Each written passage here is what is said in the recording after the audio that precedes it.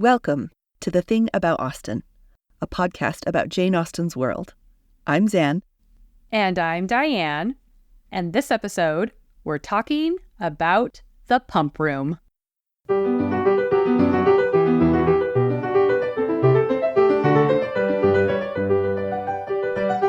Before we get into today's episode, we have a bit of exciting news. We finally have merch. Da-da-da-da. Yay! Hooray!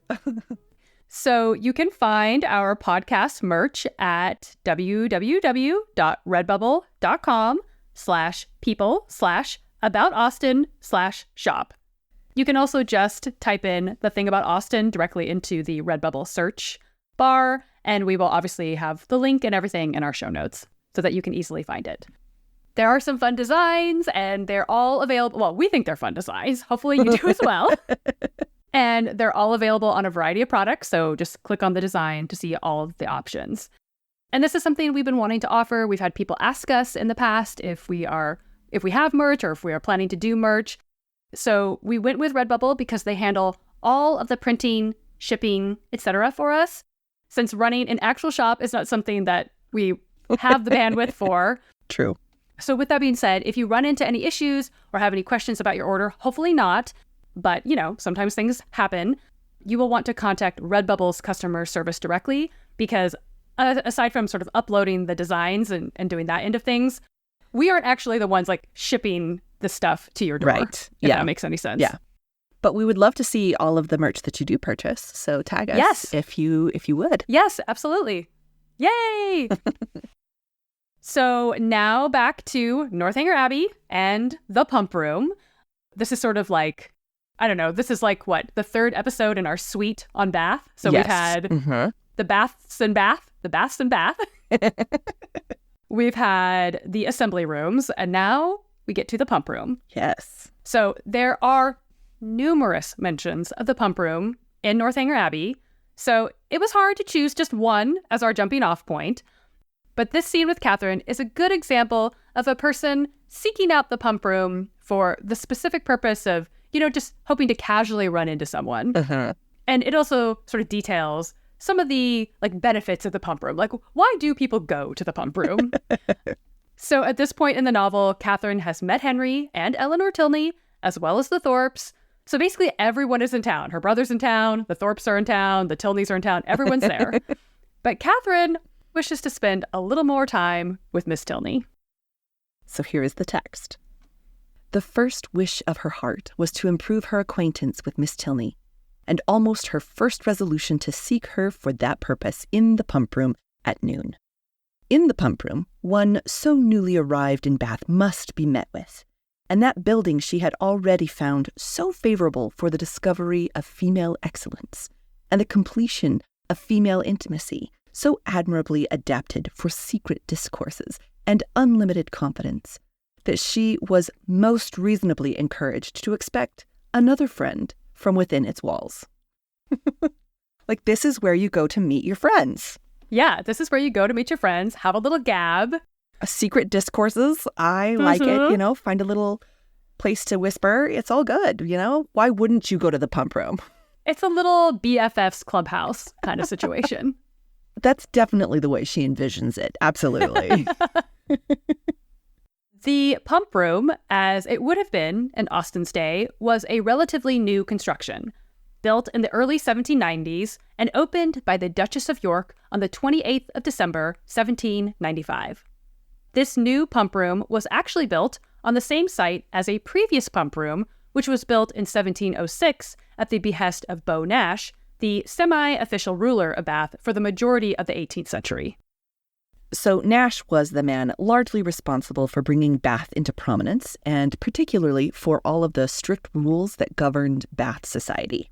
So when he wanted something built in that city, he usually made it happen. He had opinions. He did, and people were listening. So according to John Haddon's book, which is succinctly titled Bath, quote, "It was probably due to Nash that the corporation built the first pump room, designed by John Harvey. So the pump room was built directly next to the King's Baths and was meant as an elegant public space for fancy people to drink the mineral waters and listen to lovely music that Nash arranged for. You might have noticed that mention of the corporation in that earlier quote, which kind of sounds like some sort of sinister shadow company running things. It really does. Just to clarify, the corporation was Bath's formal electorate, which was restricted to just 30 members. According to the 18th century Political Participation and Electoral Culture Project, quote, the right to vote in Bath was restricted to members of the borough's corporation. This self-electing body of 30 men consisted of a mayor, 9 aldermen, and 20 common councilmen. That means this group of 30 men made all the major decisions in Bath in the 18th century, including things like hiring an architect and funding the construction of the new pump room. The architect, Thomas Baldwin, was hired to design and rebuild the new pump room, and he started work in 1791. According to Haddon, quote, Baldwin's plans were very grand, but the optimistic show of squares and street and contemporary maps never materialized. He was fired in 1792 after being accused of mismanaging funds. The work was picked up in 1793 by Baldwin's rival, John Palmer, who made alterations to Baldwin's plans and finished the project in 1795. In the 1980s, there were some excavations in Bath that revealed some of the footings for a projecting portico that Baldwin had proposed and started building for the north elevation. But these were obviously covered up and forgotten once Palmer took over the project. So you gotta love the layered architectural history of Bath that in the 80s, they were just oh yeah, we're seeing that rivalry literally emerging from the dust. We like that. Yeah. So now that we have some of the history of the building, let's take a little walk inside, as it were. As we previously mentioned, the pump room is located directly next to the King's Bath.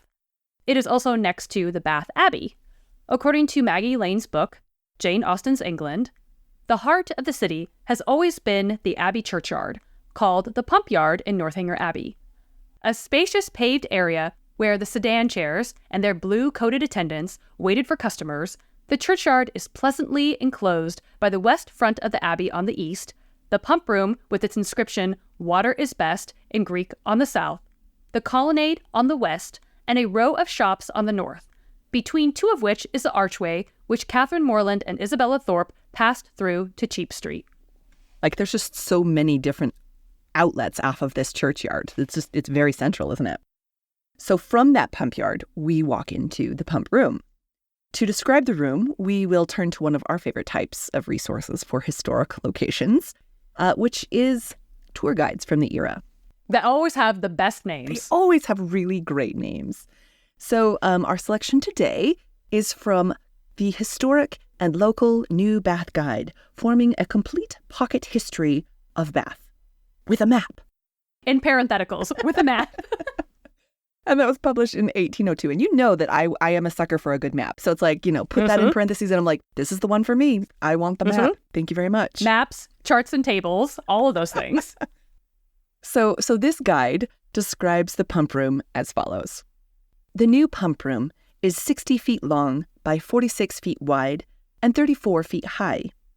The inside is set round with 3/4 columns of the Corinthian order, crowned with an entablature above which rises a coving of 5 feet. In a recess at the west end is the music gallery, and in another at the east end, a timepiece given by the late Mr. Tompion, over which, in a niche, stands a marble statue of the late Mr. Nash, executed at the expense of the corporation.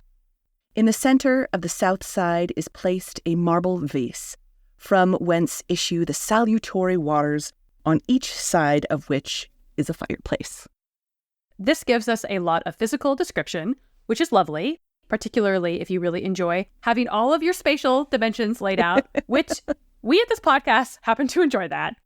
I just love the idea of that being in a guidebook, the exact measurements of the room that you are going to go into. That's perfect. Yeah. Ceiling height is important to me now. I expect it from all of my guidebooks now. This description is also essentially an accurate description of the pump room as it currently exists. The large grandfather clock is still there, as is the looming figure of Beau Nash watching down over everyone. He's not going anywhere. He's got his own little plinth and a full body statue. So he's still keeping an eye on everything. Like he's watching you at the pump room. You better be following all the rules. He'll know. Like a weird, 18th century Santa, you know? He's watching. Yeah. So Nash's vision for the pump room was really twofold. A place to take the waters while listening to lovely music. Those were the two important things for him. So the music gallery was an essential part of the plans. There's not only the recessed space for musicians on the main floor, but there's also a second-level musicians gallery. According to the Bath Guide, here an excellent company of musicians perform every morning during the season. A numerous assemblage of ladies and gentlemen walk up and down the room during the performance. To promenade, as it were. The guide continues to explain that, quote, the payment of the accustomed band of 10 performers in the pump room came from the subscriptions for both the upper and lower rooms. Both contributed 5 guineas per week to pay these musicians. Donations from patrons at the pump room also supported these musicians. And as it was kind of mentioned before, the music would essentially play as long as patrons were attending the pump room. According to Venetia Murray's book, An Elegant Madness, High Society in Regency, England, quote, the first customers arrived in the pump room at 8 or 9 in the morning to drink their daily dose of the waters. The orchestra would already be in position and played background music throughout the day. And so in general, attendance at the pump rooms would end around 4 p.m. And lest we forget, the waters were the main event of the pump room, a location named for the naturally occurring warm mineral water that was pumped directly into this fancy building and a vase-shaped fountain. So it's elegant. It's very fancy, Diane. It's very, very fancy. It might taste a little bit like rotten eggs, but it's fancy. It comes out of a really lovely fountain. You know, it's a whole vibe. So as a reminder, there were multiple naturally occurring thermal waters in the city of Bath. These were turned into the baths themselves, and there were also pumps available at each bath where you could also take a drink of the mineral water. However, Maggie Lane points out in her book, A Charming Place, Bath in the Life and Times of Jane Austen, quote, the pumps at the other sites were merely for drinking the waters.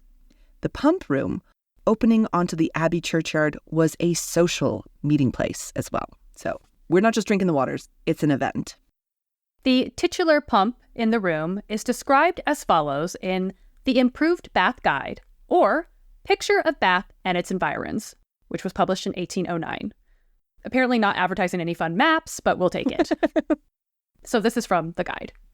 In the center of the southern side of the room, the salutary streams issue from a marble vase and are handed warm to the company by the pumper who is stationed within a bar constructed for that purpose. Patrons were expected to tip their pumper and then drink their warm mineral water as a medicinal practice. And there's an inscription on the pump that was posted by the governors of the General Hospital, and here's how that reads. The hospital in this city, open to the sick poor of every part of the world, to whose cases these waters are applicable, the poor of Bath only excepted, was first established and is still supported by the charitable contributions of the liberal and humane. The parenthetical to the poor of Bath only accepted it's a big parenthetical to just kind of jump over. It tells you a lot. It tells you a lot. Definitely take that inscription with just with several grains of salt, perhaps. Mm-hmm. Yes. There's some caveats there. We've been talking so far mostly about the physical elements of the pump room, but there is so much more to say about this place since it was one of the central gathering spots for all the high society of Bath.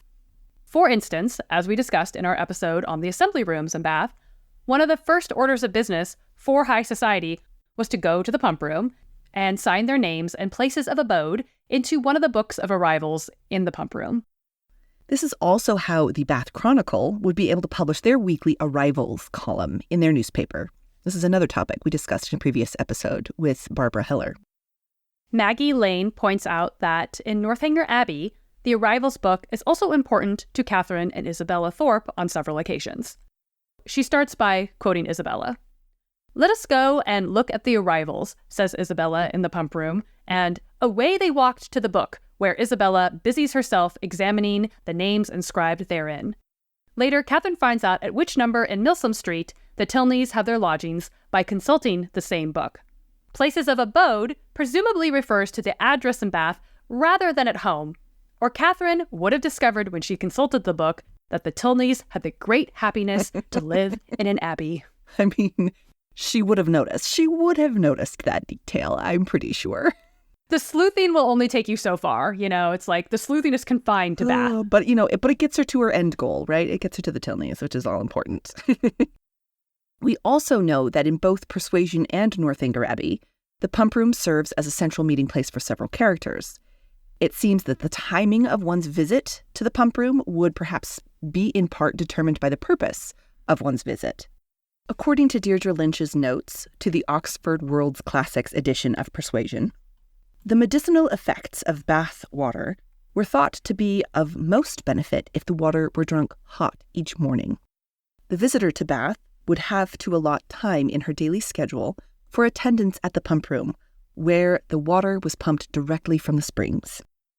Lynch also points out that Catherine, Mrs. Allen, and Isabella are attending the pump room for more social purposes, and therefore arrive at the pump room more frequently around 1 p.m. Lane similarly observes that, quote, "It is the constant habit in Northanger Abbey to set off for the pump room at about 1 o'clock. So even though the pump room is sort of like open from earlier in the morning until later in the afternoon, as people are coming and going to drink the waters, 1 o'clock seems to be like the fashionable time to sort of have a rendezvous, as it were. Yeah. It's the time that fancy people will be there. They're not going for the medicinal purposes. Like, that's definitely not why Catherine or Isabella are going. Yeah, if you're there to mostly see and be seen, 1 p.m. in the afternoon is about the right time to show up. So while you're in the pump room, one can also potentially catch a glimpse of the bathers in the King's Bath, which is directly next to the room. The older pump room had a more obvious look over at the baths, which led to a great deal of consternation to some of the more conservative patrons of the pump room. In the book Valetudinarian's Bath Guide, or The Means of Obtaining Long Life and Health. I think that's my favorite, actually, out of all three of them. It's really going places. I'm interested, yes. And that book was published in 1780.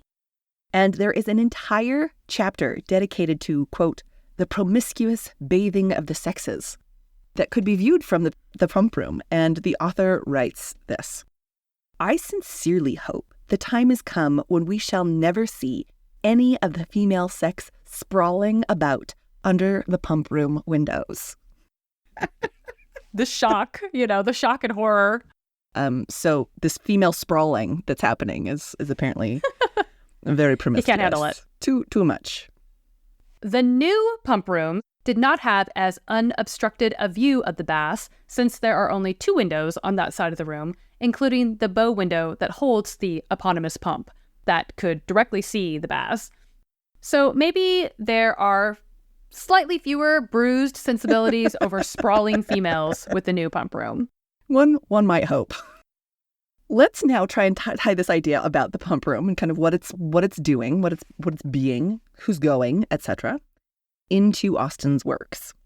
So obviously, the pump room is important to both Northanger Abbey and Persuasion, which I find really poetic in a few ways, since these works are also her first and last completed novels and being published simultaneously.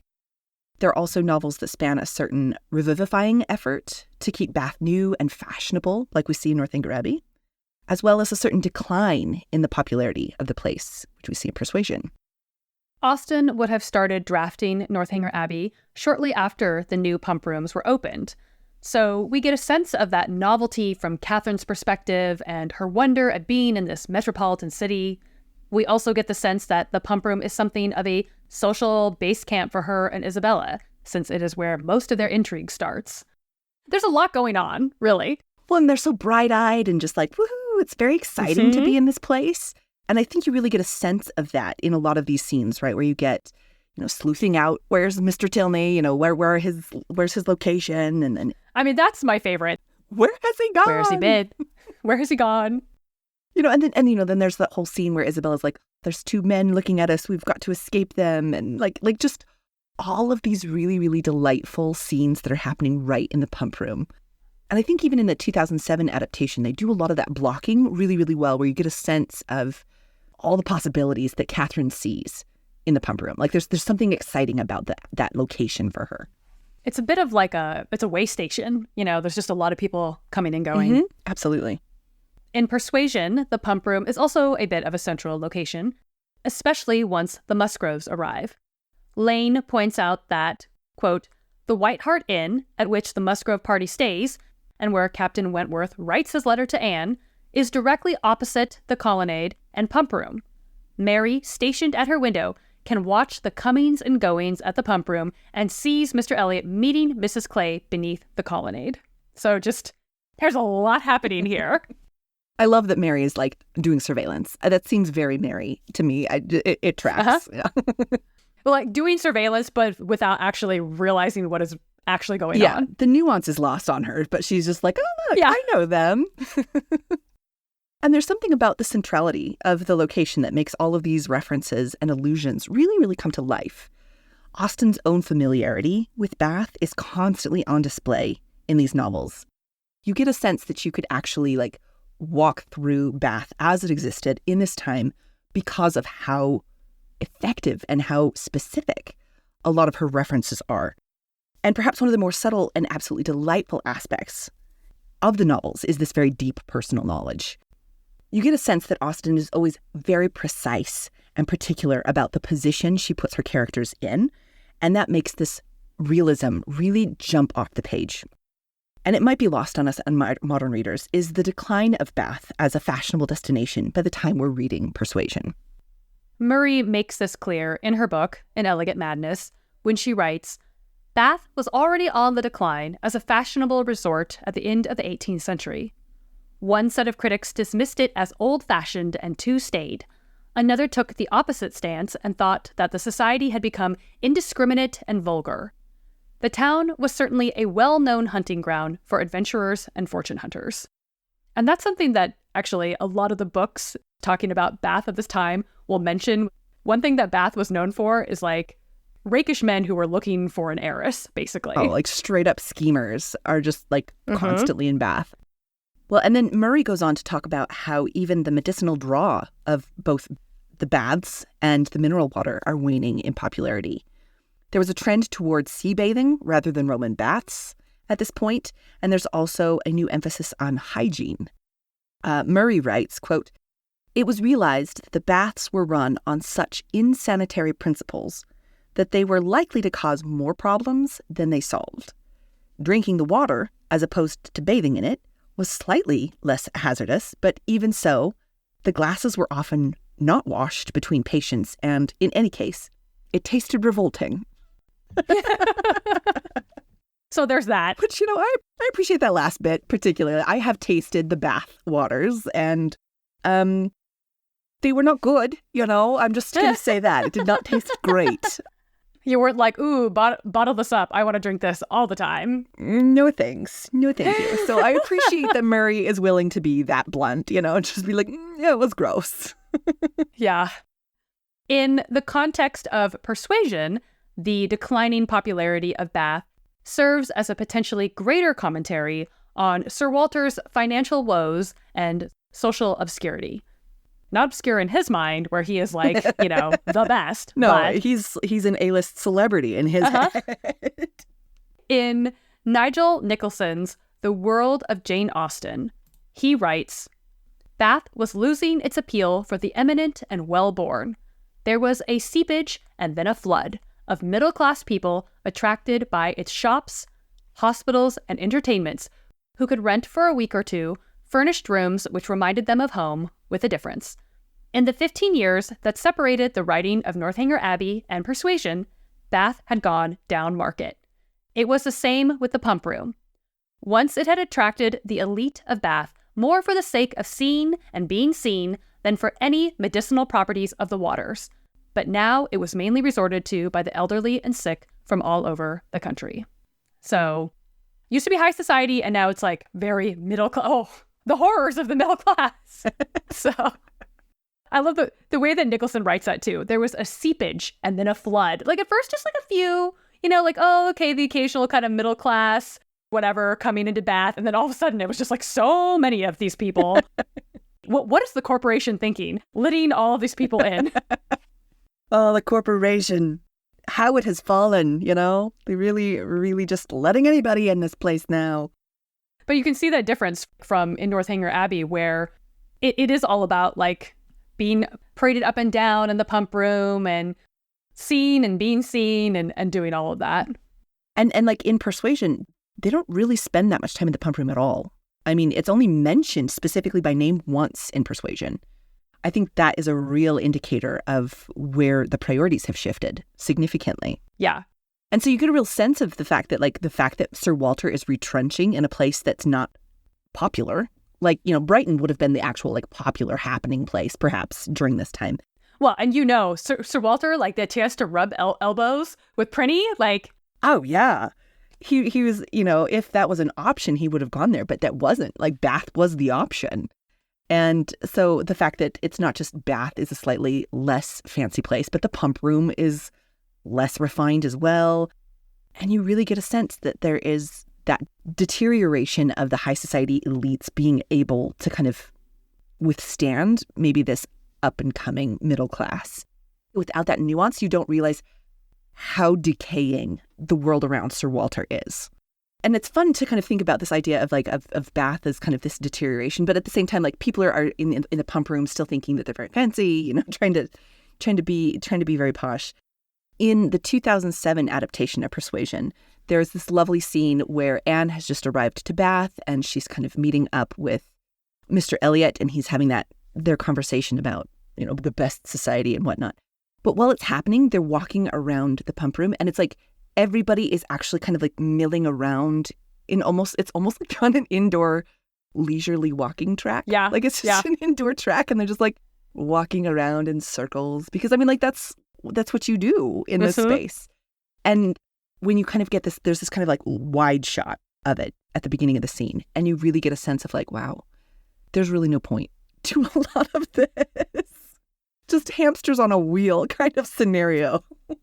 Well, it's sort of like when the pump room is first mentioned in Northanger Abbey, when Catherine and Mrs. Allen are making their kind of initial rounds in Bath. The quote is, "Every morning now brought its regular duties. Shops were to be visited, some new part of the town to be looked at, and the pump room to be attended, where they paraded up and down for an hour, looking at everybody and speaking to no one." It's so good because it's so accurate. Well, if you have ever been to Bath and perhaps taken a turn about the pump room, we would love to hear from you. Yes. You can find us on Instagram at The Thing About Austen and on Twitter at Austen_things. You can also check out our website, thethingaboutausten.com, and email us at thethingaboutausten@gmail.com. And as a reminder, we now have merch, which you can find at www.redbubble.com/people/about-austen/shop. And stay tuned for next episode, where we will be talking about gold paper crafts. Thanks for listening.